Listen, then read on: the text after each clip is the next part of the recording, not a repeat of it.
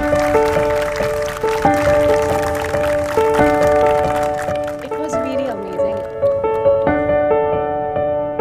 बहुत ही अच्छा लगता है, कुछ करने का मन करता है सर की तरह।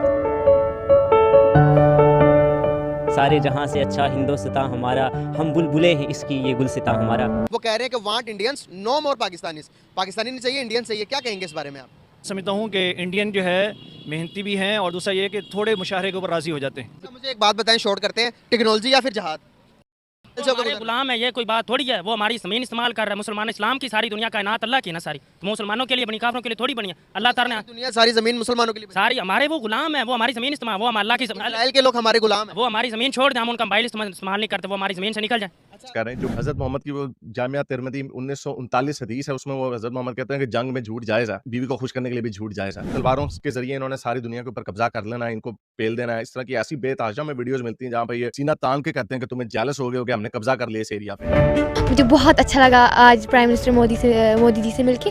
मुझे बहुत खुशी हुई क्योंकि मैंने आज पहली बार देखा, मुझे यकीन ही नहीं हो रहा था कि मुझे बहुत अच्छा लगा इधर मिलके। हमें मतलब लगता नहीं था कि हमें ये मौका मिलेगा इधर आने का।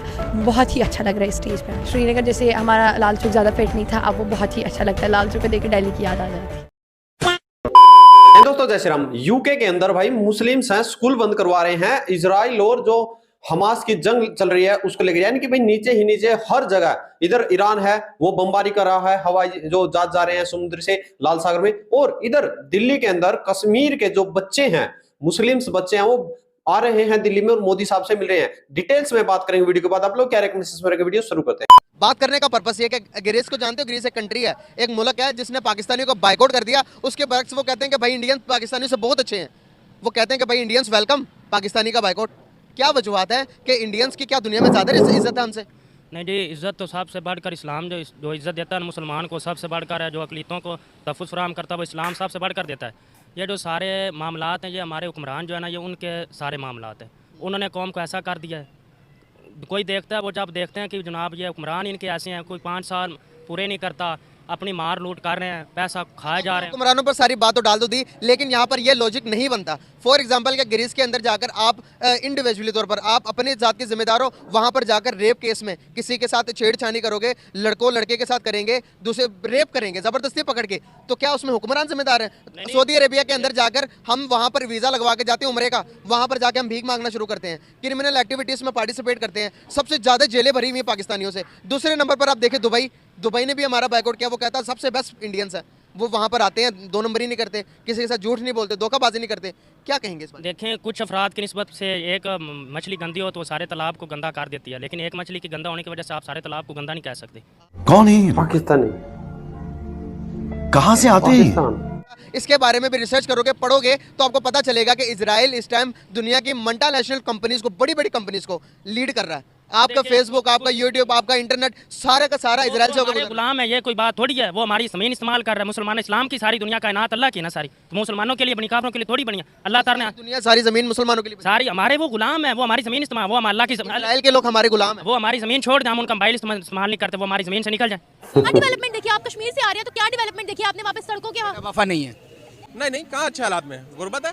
बिल्कुल नहीं, बिल्कुल भी नहीं। हमारा कश्मीर बहुत पीछे है अभी। बेचारे वही तकलीफ में रह रहे हैं, वही पहाड़ों पे चढ़ना उतरना, वही पानी भरना, वही कोई कुछ नहीं है। यानी हम बहुत पीछे कर, पाकिस्तान हमारा बहुत पीछे बेटा, हम बिक चुके हैं, सीधी सी बात है। की है कि हम लोग गाँव तक गैस पहुँचा रहे हैं, ये अच्छी बात नहीं है। गाँव तक गैस पहुँचा रहे हैं? कौन से गाँव तक गैस पहुँचा रहे हैं? काफी गाँव में आज से 3-4 साल पहले तो गैस आती नहीं है। मैं तो सिलेंडर भरवाती हूँ गाँव में नहीं, इधर लाहौर में गैसेज आ रही है ना, तो हम जब लाहौर को पूरा नहीं कर रहे हैं, यानी कि शहरों को नहीं पूरा कर रहे, तो हम गांव में क्यों दे रहे हैं? जबकि गांव में नहीं देनी चाहिए गैस। वो इसलिए देनी चाहिए कि वहाँ पे जो वो कॉटन की जो नीचे से वो निकलती हैं चीज़ें, जो वहाँ पे निकलती हैं, जो आग लगाने के लिए वहाँ पे वेस्ट मटेरियल, जिससे हम वहाँ पे गाँव में खुद वो यूज़, पहले भी यही यूज़ होता रहा है। आप नहीं चाहते कि हमारे गाँव थोड़े डिजिटल, थोड़े उनमें तरक्की आए? अभी नहीं। जब तक हमारी जो आबादी जो है ना, वो गाँव में कर रही हूँ, बिजली नहीं है, बिल्कुल नहीं है। शहरों के अंदर नहीं दे पा रहे, तो आप वहाँ पे क्या देंगे आप? पहले आप कराची, लाहौर जैसे शहर से आ रहे हैं, हम वहाँ पानी के रोए हुए, बिजली के रोए हुए यार, हम